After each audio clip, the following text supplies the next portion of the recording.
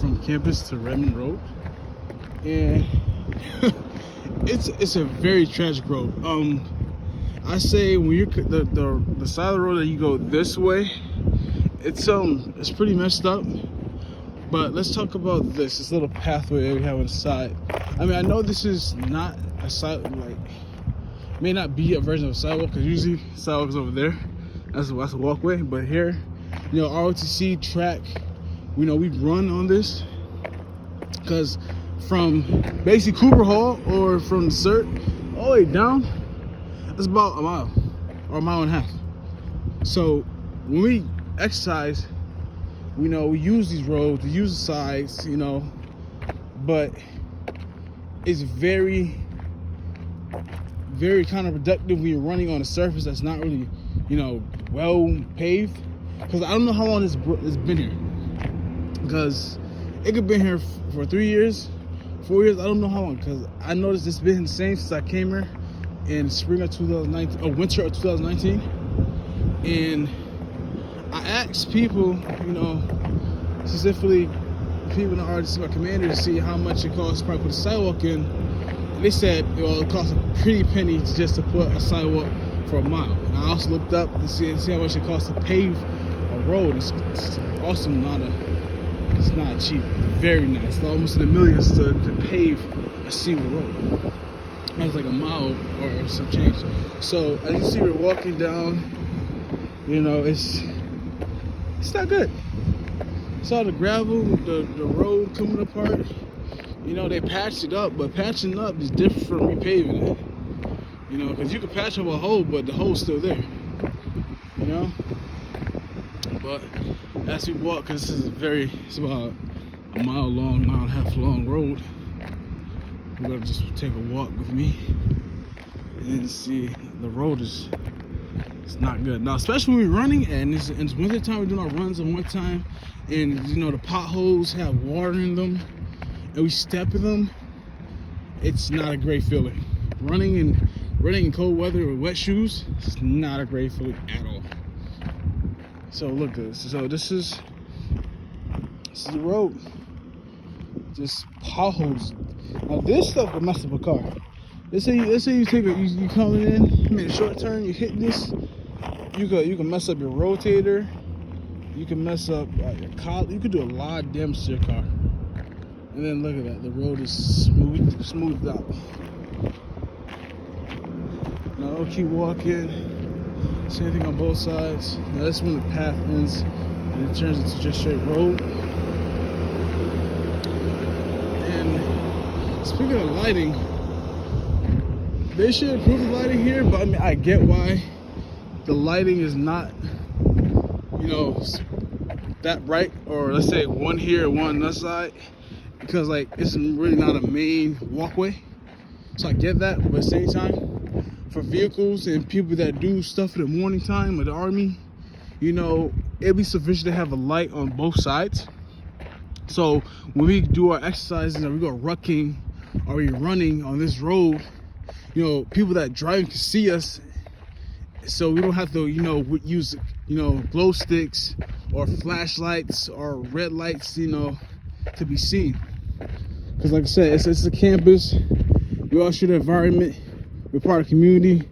You know, it should be, you know, in the best interest to have lighting to protect those who are using these roads for exercise activities, and, you know, representing the school and those who are driving in, who visiting, who works here, so all have a safe environment, sound environment, and a sense of increased awareness. Because having light, having light doesn't just make you visible, it helps increase your awareness because you get to see more.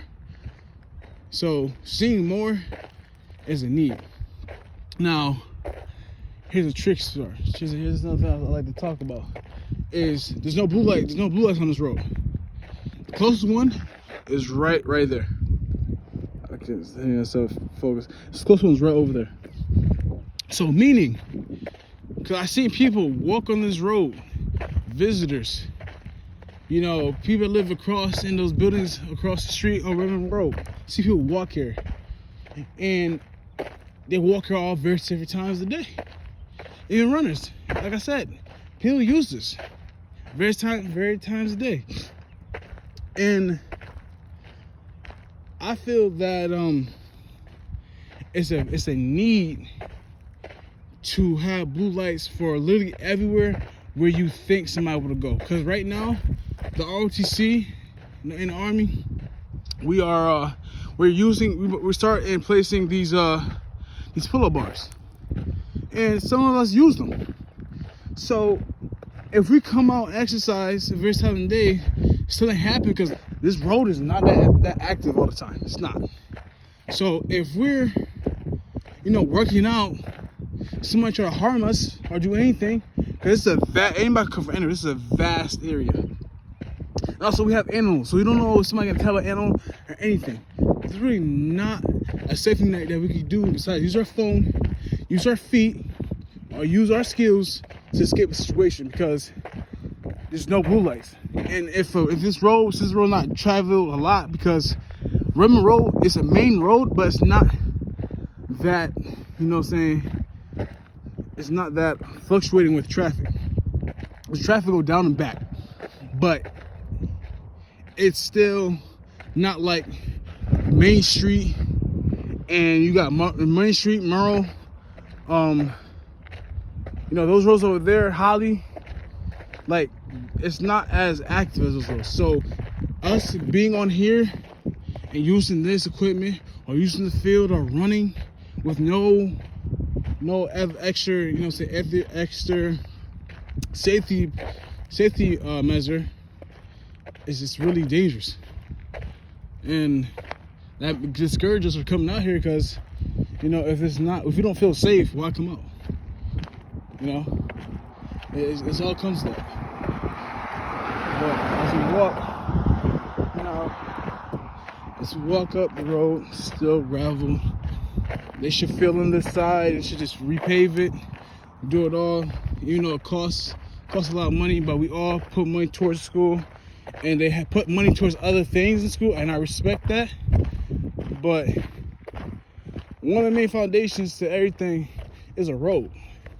You can't get to point A or point B without a road. I mean, you could, but we're in the 21st century where we got vehicles, and if we're driving the road is not safe, or it's not properly paved, not properly lit, things of that nature discourage people from going this way. And that's probably why this road is not traveled as much as the other ones, due to the simple fact this road is not paved well. It's not good for all vehicles. If you got a truck that's a modern model, you're fine. Car is still damaged. If you have a car that's have mid suspension, it's not low to the ground, you're fine. But if your car is low to the ground, like a Cadillac or any souped up car or specialized, which I get a lot of people have super specialized vehicles, but those who come around here, this is very bad for your car. And like I said, with older model, because I was driving a 2004 Nissan Maxima, it's kind of rusted on the bottom, but it's still drivable. Driving on this road constantly put a lot of wear on the vehicle, because it's hitting potholes after pothole, just shaking, car just shaking. This thing about your body, get it punched every single day. Just get punched. After a while, your body don't work how it used to, because it's damaged. So, that's another thing about improving the road. Because if I'm spending $1,000 to come to school, and I'm paying $1,000 to fix my car, I don't do myself any justice, but I'm gonna step on the road for a little bit, check my awareness. But look at these potholes. And I drove my mother's car this time to come out here and look at these roads, and oh my goodness, pothole after pothole after pothole after pothole after pothole. It doesn't stop. Let me go on the other side. It does not stop. There's holes everywhere on this road. Literally, this is the worst part of it. And this is the best we can enter from. is the worst part. I was really driving. I was like, I don't want to get my mom's car messed up because, you know, that's not my car. So what I decided to do was just drive in between lanes, which is, you know, illegal to do, but I'm doing to preserve my vehicle, you know, because cars not cheap. I mean, unless you got a job, work every day, cars not cheap. And even then, cars aren't cheap because you gotta pay to maintain them. Maintaining the car is definitely not cheap. But look at this. This is. I believe this is New Campus Road as well. So this is New Campus Road with an old road. Ironic name. New Campus with an old road.